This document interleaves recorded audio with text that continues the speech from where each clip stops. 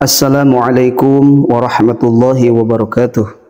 Alhamdulillah, Allahumma salli ala Sayyidina Muhammad ibn Abdillah, amma ba'du. Sahabat yang dirahmati Allah subhanahu wa ta'ala, semoga kita semua diberikan kesehatan, diberikan keberkahan, diberikan ilmu yang bermanfaat, dan kita dijadikan hamba Allah yang takwa, yang selalu mendekatkan diri kepadanya. Amin ya Allah ya Rabbal Alamin. Alangkah baiknya kita tuliskan sholawat di dalam komentar dan membacanya agar kita mendapatkan keberkahan dan ampunan dari Allah subhanahu wa ta'ala.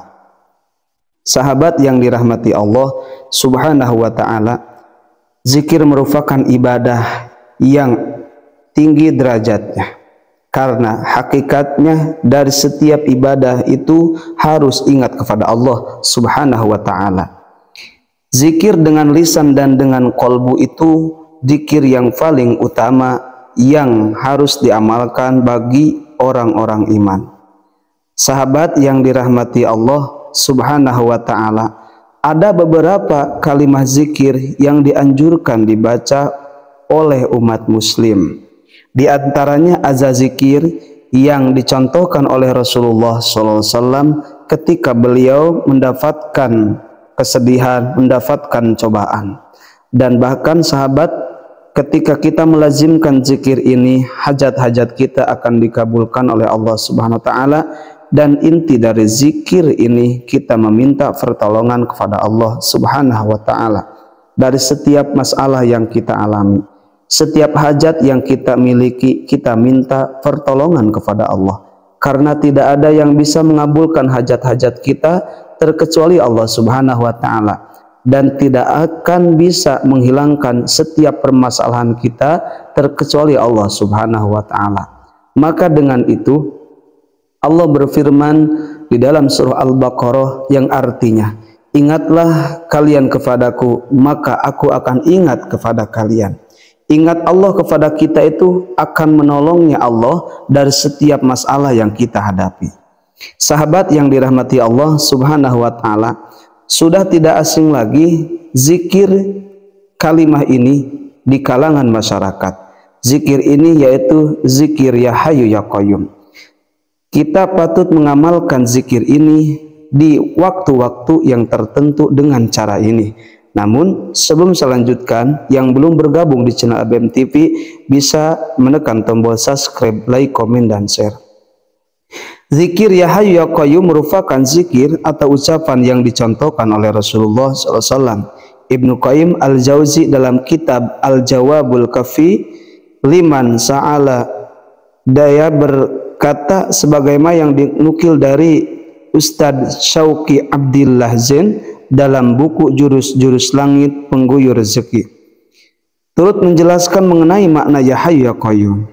Mana ya Hayyu ya Qayyum? Ibnu Qayyim al-Jauzi mengatakan bahwa ya Hayyu ya Qayyum lebih dikenal sebagai Ismul A'zam atau Ismul A'zam. Kalimah ini merupakan nama Allah yang paling agung di antara yang lain yang tercantum dalam Al-Quran. Kalimah ini terdiri dari dua nama Allah subhanahu wa ta'ala, yakni Al-Hayyu dan Al-Qayyum. Al-Hayyu memiliki makna Allah yang maha hidup, ziyalah, dat yang senantiasa hidup dan tidak mungkin mati atau tidur bahkan sekejap pun. Sedangkan Al-Qayyum artinya Allah yang maha mandiri. Maksudnya Allah maha berdiri sendiri dan tidak memerlukan makhluknya. Istilah Ismu A'zam terdapat dalam 3 surah Al-Quran, sebagaimana dalam bunyi hadis yang diriwayatkan oleh Ibnu Majah, yang artinya Ismul A'zam yang jika digunakan untuk berdoa maka Allah subhanahu wa ta'ala akan mengabulkan doanya, yang terdapat dalam 3 surah Al-Quran, yaitu surah Al-Baqarah, surah Ali Imran, dan surah Toha. Terdapat sebuah hadis yang diriwayatkan oleh Imam Turmudi sebagaimana dinukil Ibnu Qayyim al-Jauzi dalam kitab Al-Jawabul Kafi, yang mana ia berkata, apabila Rasulullah menghadapi suatu masalah, beliau mengingat kepada Allah, mengangkat kepalanya ke langit. Jika bersungguh-sungguh dalam berdoa, beliau mengucapkan ya Hayyu ya Qayyum. Masih dalam sumber yang sama disebutkan bahwa Rasulullah juga mengucapkan ya hayyu ya qayyum apabila beliau ditimpa hal yang menyedihkan. Seperti dalam hadis dari Anas bin Malik, ia berkata, jika Rasulullah tertimpa suatu perkara yang menyedihkan, beliau mengucapkan ya hayyu ya qayyum bi rahmatika astaghis. Dalam kitab Al-I'tisam karya Imam Asy-Syatibi terdapat riwayat yang menyebutkan anjuran membaca zikir ya hayyu ya qayyum 40 kali. Dikisahkan dari Al-Qatani, dia mengatakan bermimpi melihat Nabi Muhammad SAW dalam tidurnya. Dia pun berkata kepada beliau, Rasulullah, berdoalah kepada Allah agar dia tidak mematikan hatiku.